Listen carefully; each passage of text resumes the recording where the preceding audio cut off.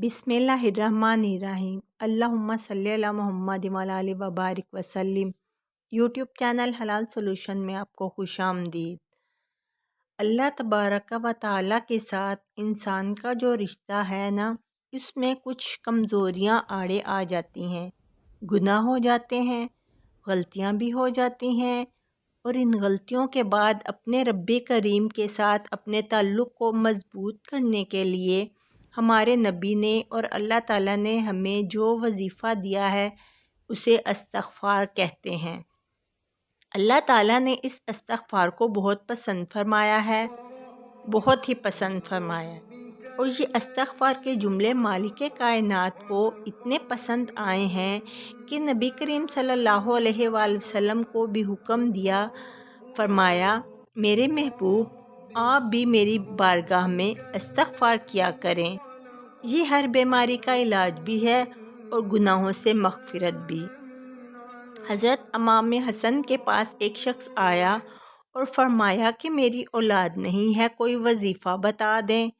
आपने फरमाया इस्तग़फ़ार पढ़ा करो। उस शख्स ने पूछा, हज़रत मैं दोबारा कब आऊँ?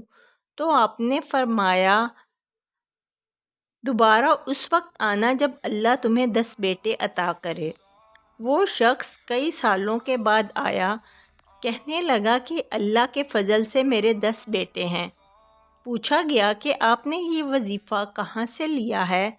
आपने फरमाया कुरान मजीद से। सूरा नूह खोलकर देख लो। अल्लाह ताला फरमाते हैं कि तुम इस्तग़फ़ार करो तो मैं तुम्हें हर तरह से मदद करूँगा, हर बीमारी दूर कर दूँगा, बेटे भी अता करूँगा, मालो दौलत से भी नवाजूँगा। इस्तग़फ़ार अल्लाह ताला की रहमत नाजिल करती है। हज़ूर नबी करीम सल्लल्लाहु अलैहि वसल्लम ने फरमाया, मैं हर रोज़ 100 मरतबा इस्तग़फ़ार पढ़ता हूँ।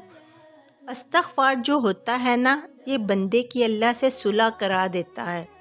अगर बंदा अपने अल्लाह को ये दुख बताता है तो बहुत जल्द अल्लाह उसके दुख दूर कर देता है।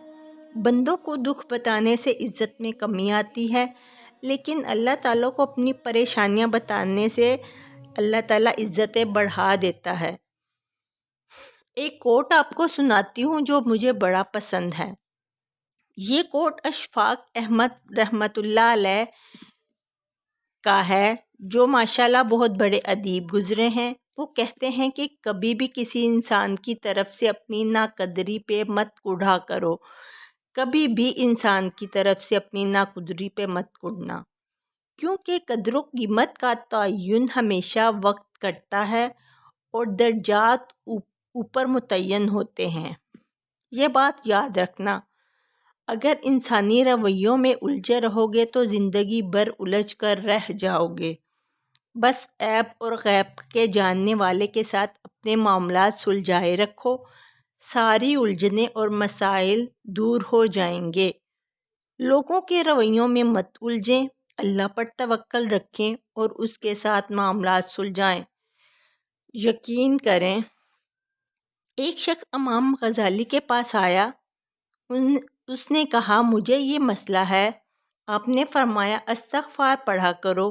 एक और शख्स आया तो उसने भी अपना मसला बयान फरमाया, तो आपने कहा कि इस्तग़फ़ार पढ़ा करो।